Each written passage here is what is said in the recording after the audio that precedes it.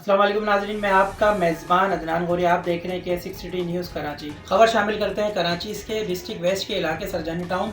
गुलशन बिलावल से नवेद की मिसिस जो हैं अगवा हो गई हैं।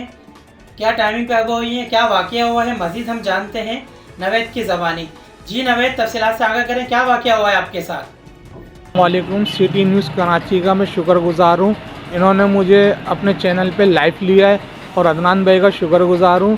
कल दोपहर 1 बजे जो मेरी बेगम सोनिया बिनते इकराम जोज़ा मोहम्मद नवेद ये घर से कल गायब हो गई हैं और इनको कुछ लोग जो है ना अगवा करके लेके गए। तो लिहाजा मैं गुजारिश करता हूँ आला मुकाम से, DIG साहब से और SHO सरजानी साहब से गुजारिश करता हूँ मेरी बेगम को वाजियाब करा जाए।